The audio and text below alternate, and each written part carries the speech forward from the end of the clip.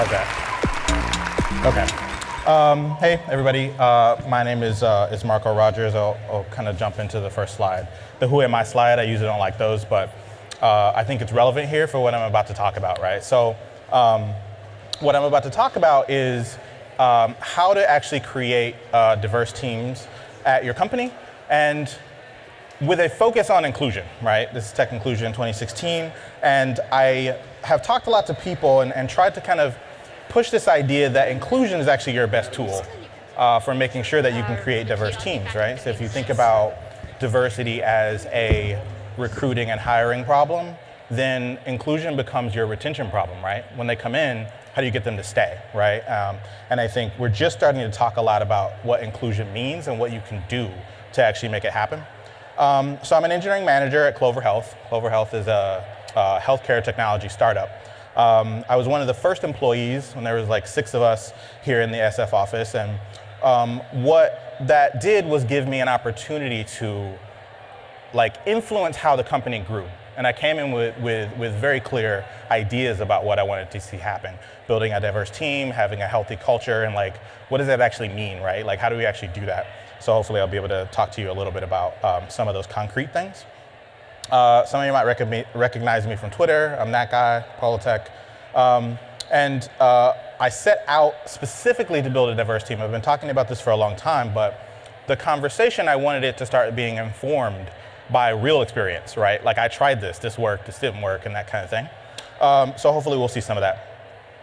So how do you build a diverse team? The first thing is that I think it's important to acknowledge that we don't know, right? Like, we are still trying to figure out what are the right tools and strategies to do this, because we're here because it hasn't been happening, right? Like, people have said that they want to do this, especially in the last several years as we've had this conversation. People have said they wanted to do this and then failed, and so we know that it's hard.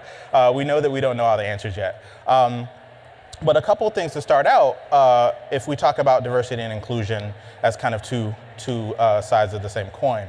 The first thing is just, I think you'll hear this message a lot, but give yourself every opportunity to hire diverse candidates. You have to go find them. You have to give them reasons to come and apply with you. You have to, put things in place to mitigate the biases that can kind of work against them. So give yourself every opportunity. But maybe even before you do that, right, you need to make sure that you're building an inclusive environment. You need to make sure that you've taken a look at the culture that you're building and it is a place they want to be, right? Because if you do all this activity to bring them in, and then they get in and find out it's not so awesome, right? They're just going to leave, right? Like, that's kind of how this works. And so building an inclusive environment is what we want to talk about. And I wanted to take a stab at trying to give it a definition for us to use today. Building an inclusive environment is whatever activities are going to make your environment, your office environment, and your culture make people feel welcome and safe and valued, right? So I think when we talked about it internally a lot at Clover, these are some of the things that we came up with and some of the things that I feel like I wanted to try to address. Like, what does it mean to make people feel welcome? What does it mean to make people feel valued, okay? So how do you build an inclusive environment? Again, we don't really know, right? Like, if you're asking people whether they have an inclusive environment and they say yes, that's weird, right? Like, that's weird. They should really say, we're doing our best. Here are the things we have done, ideally. And then, in the same way that we talk about diversity, right? Like, it's not a yes or no. It's not a binary. It's not even a we're done, right? It's every person who walks in the door is going to evaluate whether you've hit that mark. For them, it's relative, right? And I think that's kind of what I want to convey here, is that when you talk about building an inclusive environment, there's not a strategy, right? There are strategies, right? There are multiple things that you might need to think about and to learn about and to take action on in order to meet the unique needs of different groups, right? When we talk about diversity, we talk about a lot of different kinds of groups. We talk about women, we talk about people of color, we talk about LGBTQ, we talk about disabled people, and like all of those conversations are many and varied. And so when we talk about inclusion, we have to do that same work. We have to say, what do each of those groups need from us, right? And we have to do that exercise to say, how does that affect our policies and how does that affect our culture if we're thinking about these groups? and their individual needs. And so as you understand those needs, you have to also then take action, right? So when people ask you if you're inclusive and you're like, I don't know, we're doing our best. And then the next question is like, yeah, okay, so what kind of things are you doing, right? A lot of times when I have talked to people about this is the conversation, it gets real kind of hand wavy, right? And it kind of trails off, like, can you tell me some things that you're doing? And so I wanted to help there. Like, that's the thing that I feel like I wanted to do with this 10 minutes ideally, is help say, there are concrete things that you can do. Here are some examples. Let's continue that conversation, okay? So what does Clover do? I'm gonna go through just a few things. We felt it was really important to make diversity and inclusion a top-level value at the company. This is a phrase that I use. If you go to Clover and talk to people, I say this all the time. And I've been trying to kind of continually explain to people what I mean by that. What I mean is that the culture that we're trying to build has these values, and we do things to make sure that those values are always represented in lots of different parts of the company that we're trying to build, right? And so the first thing you need to do to make people feel welcome and know that you're trying to create an inclusive environment is tell them that, right? You have to tell them, you have to state it, and you have to actually own it and take a stance about what that means. And so, we have a diversity and inclusion working group where we try to figure out what activities we can do. And this is one of the first kind of major initiatives that we had. We were like, it should be part of onboarding, right? If you think of onboarding as that thing where new people are coming in and you're trying to tell them what are our expectations of them? Like, what do we need you to do? What do we expect you to do? And give you resources so that you can get up to speed and be able to meet those expectations. Like, inclusion is part of that, right? Like, tell people inclusion is a top level value.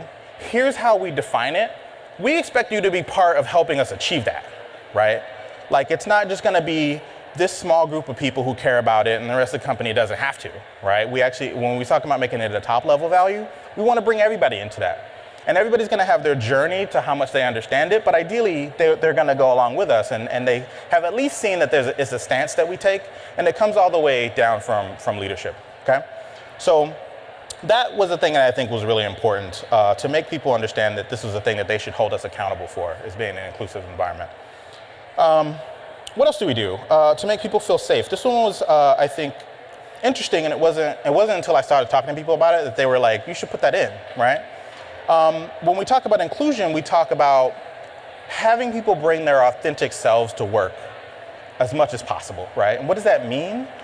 There was a period where I was thinking specifically about a period this summer, I think it was in July, and we just had like a hard couple weeks, right? Like with, Black people being murdered, right? Police brutality, the whole election thing was getting really deep, and like it felt really oppressive, right? And a few of us at work, it came up, right? And I was just like, like I can't, you know what I mean? Like I can't. And then that conversation led into like, I wonder who else is feeling this. Like they're at work, but they're not really at work because there's so much stuff going on, And so we decided that part of being an inclusive environment is trying to let people know that was okay. We recognize that there are things going on that might be affecting you. That might be affecting you more than some other people, right? If I'm walking around as a Black man, like I got affected a lot this summer, you know what I mean? Whereas some other people, it's not that they don't care, but it's not hitting home for them in the way that it is for me. And that has to be something that we can talk about or acknowledge. And so we kind of explicitly offered people a space where they could talk about these things or connect with people who were going through something and wanted to talk about it. And we didn't explicitly offer a space where you did not have to talk about that stuff, right? In the same way, it's like if you're like really in your emotions and somebody's coming trying to talk to you and they're not doing it right, you're like, stop, right?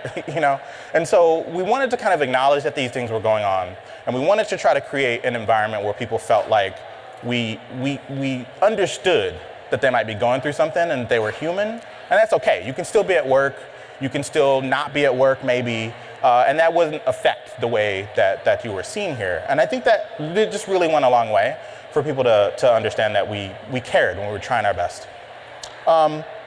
And just one last one, right? Make people feel valued. I thought about this one for a while, and this was something that I feel like I wanted to bring up because it's super concrete, right? When you talk about meeting each people's individual needs, that feeds into your policies as much as it feeds into your culture. And so I remember really early on, our co-founders and early kind of HR folks. And you have to do this search for benefits, right? You want to give people medical and dental and whatnot. But you want to bring inclusive needs into that as much as possible, as much as you understand that you're able to do so, right? There's a thing that administrators know, which is like, if we want to be family friendly, we have to have really good medical benefits, right? If you have dependents, you have really good medical benefits. You know who else needs really good medical benefits? Like trans people. Like it's a thing that they struggle with a lot. And so we specifically went and as we were evaluating medical plans said how do we find out if they're trans inclusive, right? And we actually got people to come help us because we didn't know what that meant. And so we had to bring people and have them help us figure out how to evaluate and whatever. And that actually factored into the benefits that we gave people. And I think that was huge, right? It's not a thing that I had ever thought about before until I started to think about it as an inclusion idea, right? And similarly, we took a big stance that parental leave for childbirth is one of the best things that you can do for any family, right? It gives them options. It gives them peace of mind that as their family changes, the company is going to be with them, right, and try to help and support them. And so this was kind of a big deal. And as we dug into this and found out how rare it is to get this much parental leave, it was really disheartening, right? And as we've seen it play out, I took advantage of it myself. I took 8 weeks off. It was huge. I had my baby at the beginning of this year. This is the kind of thing that shows people that you value them and their contribution to the company. And you're going to allow them to go and also live a life and be supported and actually take care of the other things that they need to take care of and not be about work all the time. And I think people have responded well to both these things and several other things that we've tried to do. So I'm going to wrap up. They said 2 minutes, and that was probably 2 minutes ago. So this is the one thing that I feel I wanted to leave everyone with, right? This idea that inclusion work is culture work. In the same way that you have all these other things that you think are important about your company, all these values that you want to instill in people, and you do things to make those happen, right? We want to be transparent, right? And so you have all these things like Slack that makes sure people can kind of share things with each other really easily. We want to ship quickly, right? You're talking to your technology teams about continuous integration and all these other stuff. So you want to ship quickly because that's a value that you have. And you do all these activities to make that stuff happen. What does it look like if inclusion is a top-level value that you want to cultivate, and what activities would you do based on that, right? That's kind of what I want to leave you with is that, if you're here, right, you want to learn, you want to know, and you care, but caring really hard is just not going to do it, right? You kind of have to figure out how that changes what you do with your company, how you grow your company, and how you actually give people these messages, and how you set policy to create an inclusive environment. And I just wanted to give you some ideas about what that looks like and really start a conversation about making it more concrete. So that's what I got. Thanks, folks. I had a last slide for questions if we have time.